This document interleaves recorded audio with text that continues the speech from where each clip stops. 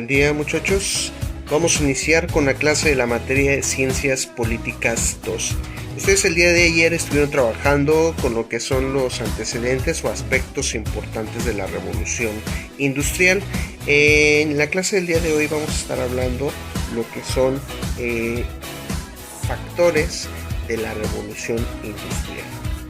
Vamos a analizar 4 aspectos, los cuales pues la idea es que ustedes se lleven la información que es complementaria a esta parte. Vamos a dar una pequeña introducción, ¿sí?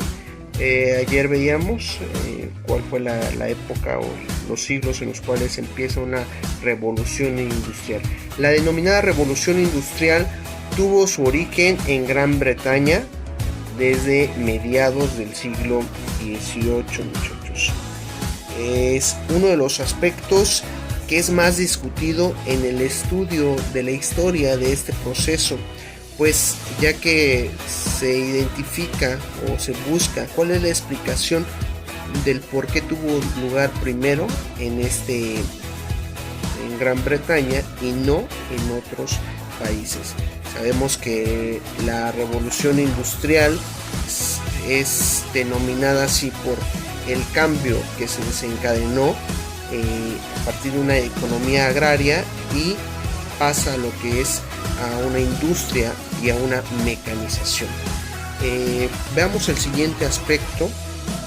Tenemos aquí, nos dice el paso desde una economía agraria y artesana a otra denominada por lo que es la industria, lo que acabo de mencionar.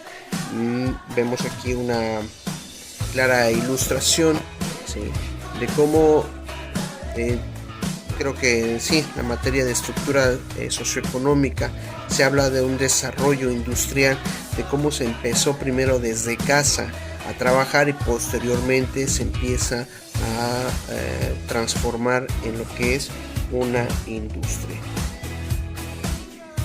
Vamos con la primera parte, los factores políticos. ¿Cuáles son esos factores políticos? Al hablar de política, recuerden, muchachos, es hablar de una organización, de una sociedad, ¿sí? Vemos como el primer punto nos dice un régimen político estable era la monarquía liberal. Desde el siglo XVII este ha sido un sistema político imperante y bueno, lo que se busca es que se mantengan libres de las revoluciones que aquejan a otros países europeos. Como siguiente aspecto vemos las numerosas guerras en las que se vio envuelto el Reino Unido durante los siglos XVIII y XIX. No provocaron daños en territorio británico. Aquí vemos que se unía al desarrollo de una poderosa flota de guerra que mantendría pues una hegemonía mundial durante los siglos XVIII y XIX. Veamos el siguiente aspecto de los factores políticos. Nos dice la existencia de una moneda estable y un sistema bancario organizado. Aquí en Inglaterra se crea un banco a partir de los años de 1694 y este tipo de condiciones no se daría en otros países europeos hasta finales del siglo XVIII. Vamos con lo que son factores sociales y comerciales. Nos dice como primer aspecto, había abundancia de capitales procedentes en parte del dominio comercial británico, pues desde el siglo XVII la marina mercante británica en dura competencia con los holandeses. Aquí en este aspecto se ha hecho con el control de buena parte de los intercambios comerciales de otros continentes con Europa. El comercio de productos aquí hace referencia a lo que es el té o el tabaco, el tráfico de esclavos. También se había permitido la creación de enormes fortunas en manos de comerciantes y banqueros. El siguiente punto nos dice, había un incremento de la capacidad para producir alimentos por parte de la agricultura británica, que está conociendo un importante desarrollo, la denominada revolución agraria. Esto se lleva a cabo por una aprobación de leyes que permitían el cercamiento de las propiedades.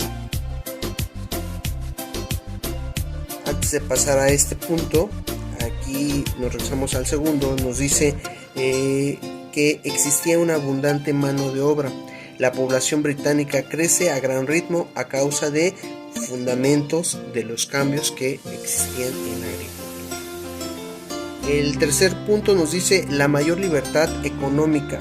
¿Por qué existía esto? Era un factor dentro de la revolución industrial, porque los gremios que se suponían un freno a cualquier innovación en las actividades industriales, pues esto generó una mayor libertad en lo que es la economía.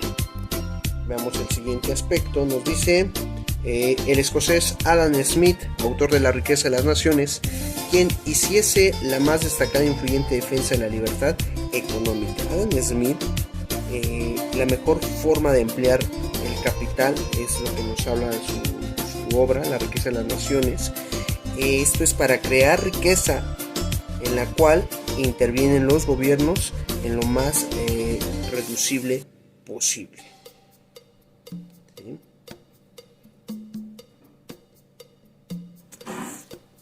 Veamos otros aspectos. Se nos habla de lo que es la mano invisible del mercado. Asigna siempre de la forma más eficiente los recursos económicos de un país. El siguiente punto nos dice abundancia de emprendedores entre los comerciantes y los grandes propietarios de tierra. Esto se le llama aristocracia, muchachos, y esto permitía y premiaba las innovaciones y la creación de riqueza. Otro punto en los aspectos sociales y comerciales, menor peso de los impuestos al comercio en el mercado interno. En Gran Bretaña, el peso de los impuestos interiores era muy reducido comparado con otros países europeos, donde era muy común encontrarse con aduanas. Veamos ahora cuáles son los factores geográficos. El primer punto nos dice abundancia de hierro y sobre todo de carbón. El hierro se encontraba en los montes Peninos, mientras que el carbón abundaba tanto en Inglaterra como en Gales y Escocia. Después de 3 siglos de explotación, muchachos, Gran Bretaña sigue teniendo enormes reservas de carbón.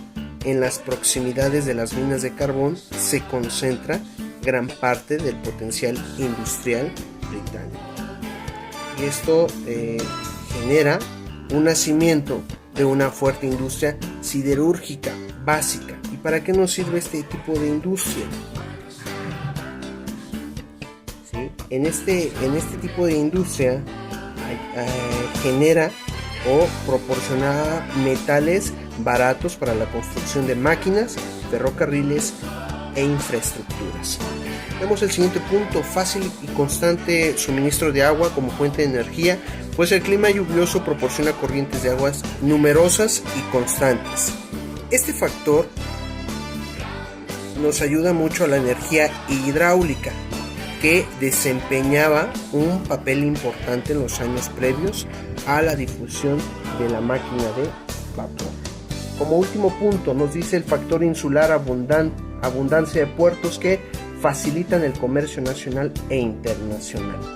Este factor, unido a la existencia de muchos ríos navegables, favoreció la creación muy temprana de un mercado nacional, con las ventajas que supone contar con un mercado de gran tamaño a la hora de hacer inversiones. Pues estos son los factores que van incluidos a lo que es la revolución industrial. Ahorita en unos momentos les explicaré cuáles son las actividades que realizaremos referente a estos temas. Gracias por su atención, muchachos, nos vemos hasta la próxima.